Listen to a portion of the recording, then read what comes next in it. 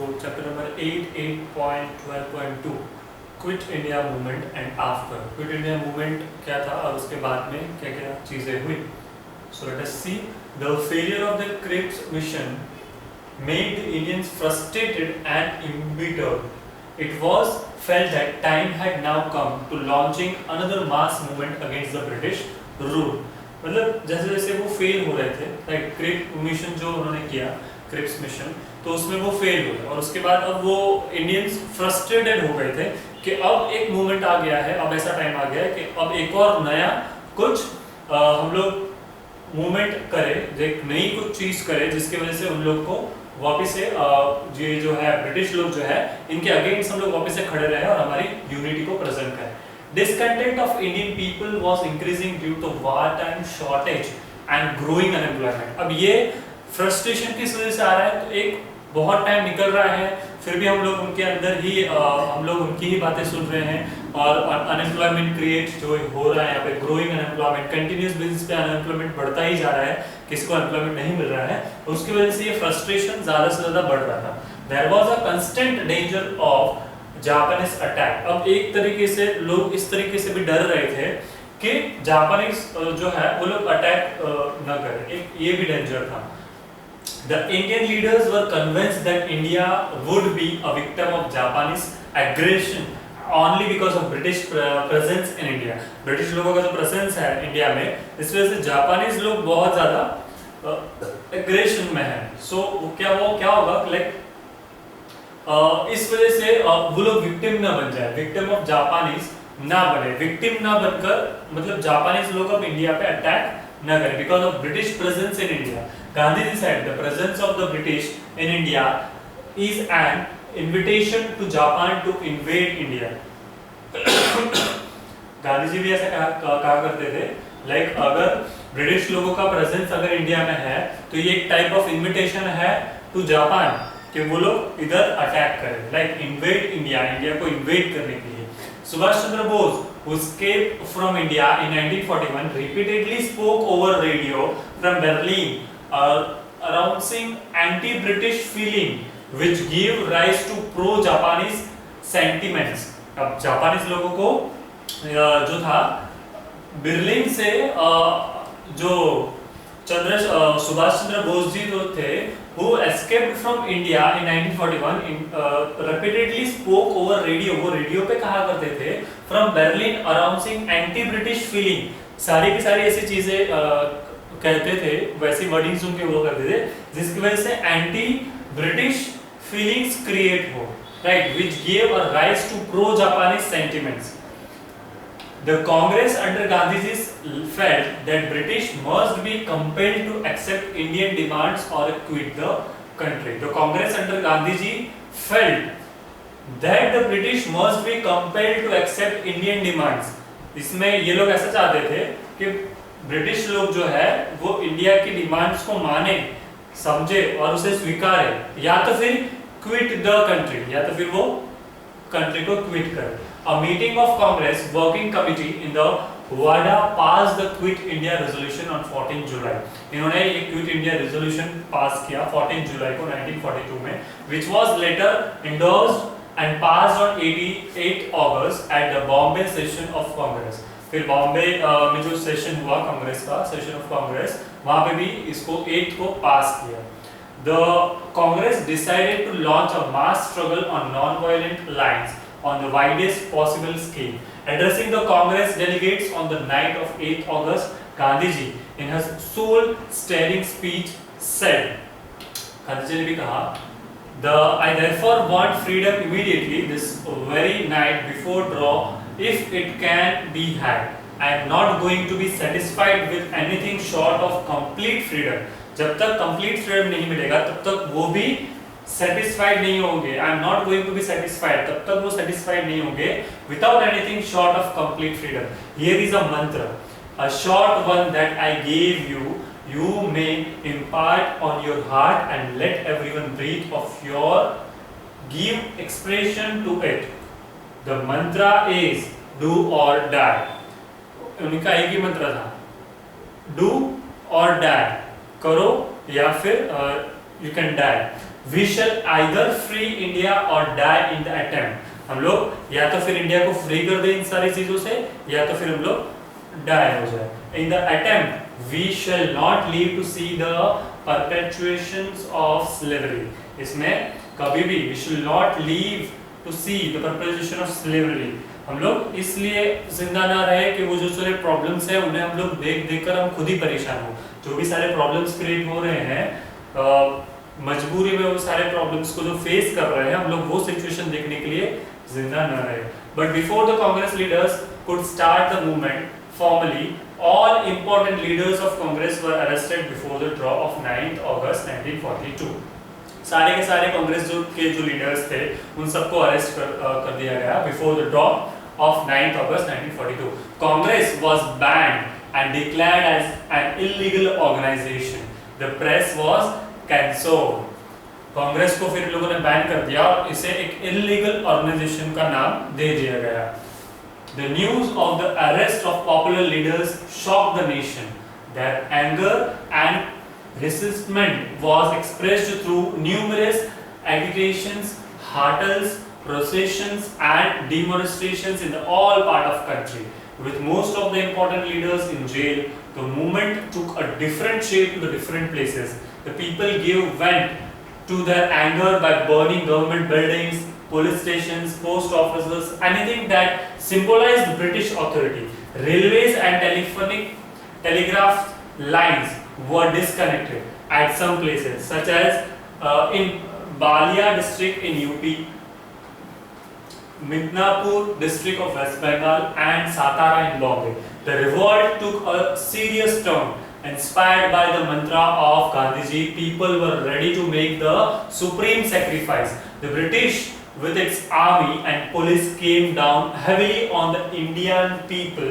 The people were shot indiscriminately. The Quit India movement became one of the greatest mass movement of historical significance. It demonstrated the depth of national sentiments and indicated the capacity of Indian people to sacrifice and determine the struggle. After this movement, there was no treated. Independence of India was no longer a matter of bargaining. It was to be reality. मतलब ये एक situation थी जब कांग्रेस के सारे वो leaders को उन लोगों ने अरेस्ट कर लिया और जेल में रख दिया। तो इस मोमेंट पर इंडियन जो थे नेशन के लोग जो थे वो बहुत ज्यादा शॉक हो गए और फिर उसी के साथ उन लोगों ने इस तरीके के सारे अलग अलग स्टेप्स लेना स्टार्ट किए कि उनको शो ऑफ करना था the unity of Indians, right, against the British rule. British लोगों के खिलाफ उनको अपना जो इंडियन यूनिटी था वो प्रेजेंट करने के लिए the people give vent to anger by burning government buildings. उन्होंने गवर्नमेंट बिल्डिंग्स को जलाना स्टार्ट किया, पुलिस स्टेशंस को जलाना स्टार्ट किया, पोस्ट ऑफिसेस को जलाना स्टार्ट किया। Anything that symbolize British authority, किसी भी तरीके से वो ब्रिटिश ऑथोरिटी है उसको सिंबलाइज करे, मतलब वही सारी चीजों को उन लोगों ने नुकसान पहुंचाया जो ब्रिटिश लोगों ने वर्कआउट कर रहे थे। ब्रिटिश लोगों को सिंबलाइज करे ऐसी सारी प्लेसेस को, विच सच एज बालिया डिस्ट्रिक्ट और कुछ कुछ जगहों पे रेलवेज एंड टेलीग्राफ लाइन भी स्टॉप कर दी गई, बंद कर दी गई, राइट। और एक ये टाइम था जब एक revolt to a serious turn. इस वक्त अब एक बहुत एक अलग टर्न मिल गया था। Inspired by the mantra of Gandhi ji, people were ready to make the supreme sacrifice. Gandhi ji के इस इंस्पिरेशन थॉट के वजह से, एक मंत्र के वजह से अब लोग उनके तरफ बढ़ रहे थे। And the quit India movement become one of the greatest mass movement of historical significance. और ये हिस्टोरिकल बन चुका क्विट इंडिया मूवमेंट, जिसमें लोगों ने इस तरीके से अपना अप्रोच लोगों के सामने बताया। It demonstrated the depth of national sentiments and indicated the capacity of Indian people for sacrifice and determined the struggle.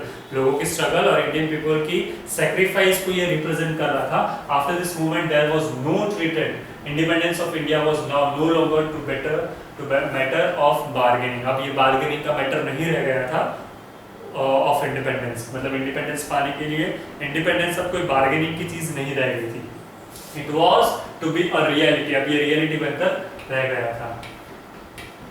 At the end of the World War in 1945, the British government started to talk about the transfer of powers to Indian Hindus and Muslims. फिर इसके बाद अब British लोगों ने इस बारे में बात करना स्टार्ट कर दिया कि वो सारे पावर्स को इंडियंस, हिंदूज एंड मुस्लिम्स को सौंपे। The first round of the talk could not be successful because Muslim leaders thought that Muslims legue was the only one who could represent Indian Muslims. Because मुस्लिम लोगों ने ये सोचना start कर दिया था, ये फर्स्ट टाइम वो सक्सेसफुल नहीं रहा, क्योंकि मुस्लिम लोग ऐसा सोचते थे लेग्यू was the only one who could represent Indian Muslims. Indian Muslims को रिप्रेजेंट करने के लिए वो एक ही अपना एक लीग है। The Congress did not agree upon it. तो कांग्रेस इस पे एग्री नहीं हुए। In 1946 the cabinet mission arrived in India to find a mutually agreed solution of the Indian problems. The mission held talks with the leaders of all prominent political parties and then proposed its plan to establishing federal government in India. Initially, the plan was criticized by all political parties, but later all gave their consent to it. When the election to be constitute assembly took place, the Congress won 199 seats and Muslim League won 73.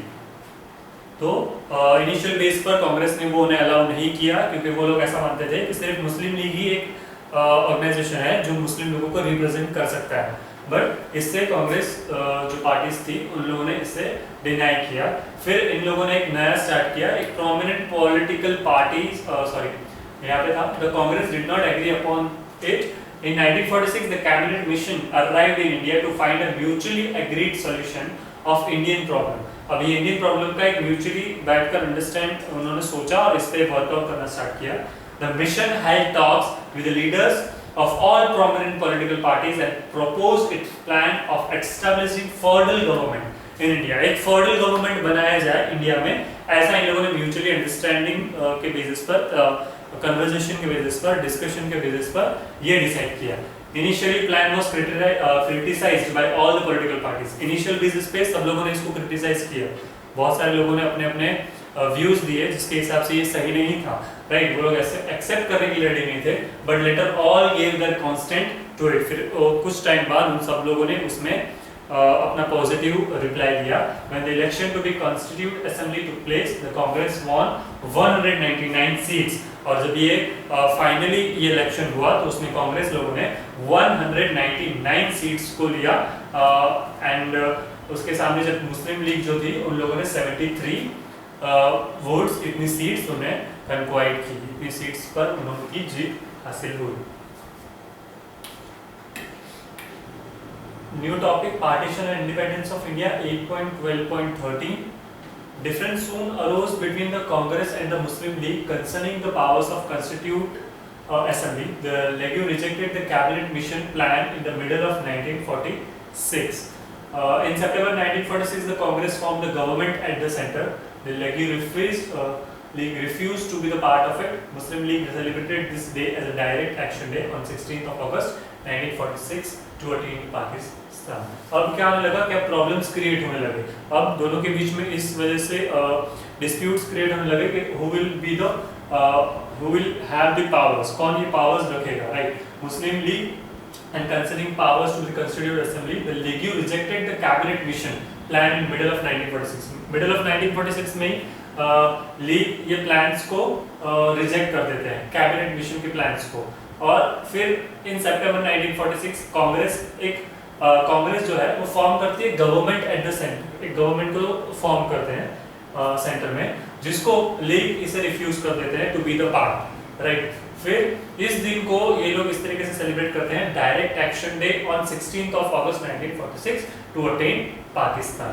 The conflict result in the widespread of communal rights in the different parts of India. Different parts of India में ये communal सांप्रदायिक एक fights, disputes बोल सकते हैं, वो देखने मिले in the different parts of India. Thousands were killed in the riots, lakhs of people become homeless. बहुत सारे लोग इसमें मारे गए और बहुत सारे लोगों के घर भी चले जाते हैं, homeless लोग हो जाते हैं। In the meantime, Lord Mountbatten was sent as a viceroy to India. He put up his plan in June 1947, which included partition of India. फिर Mountbatten जो है वो एक नया प्लान रखते हैं, was sent to the viceroy of India और एक नया प्लान रखा जिसमें इंक्लूडिंग पार्टीशन ऑफ इंडिया किया जाए, जिसका spite of strong opposition by Gandhi ji, इसका पूरा विरोध कर रहे थे गांधी जी जो थे। All the parties agree to the partition and Indian independence act 1947 came into the big, और सारे पार्टीज, दूसरी पार्टीज ने इसे एक्सेप्ट किया और इंडिपेंडेंस एक्ट हमारे सामने आया इन 1947। It created to be the independent states in the Indian subcontinent. For one is Indian Union and Pakistan. ये दो अलग-अलग इंडिपेंडेंट स्टेट्स को फॉर्म किया उन्होंने, अलग-अलग किया, और एक था Indian union and another one is Pakistan. India got its independence on 15 अगस्त 1947 को हमें इंडिपेंडेंस मिला, and stroke of midnight 1914 and 15 के मिडनाइट को transfer the powers took place, और अपने हिसाब से वो लोग अपने अपने स्टेट्स के पावर्स को ट्रांसफर करते हैं और अपना जो भी पावर्स है वो खुद चलाने लगते हैं। ट्रांसफर ऑफ पावर्स होता है टुक प्लेस, ठीक है। हम लोगों को इंडिपेंडेंस मिला 15 अगस्त 1947 को at the midnight of 14, 10, 15। So this is all about partition and independence of India.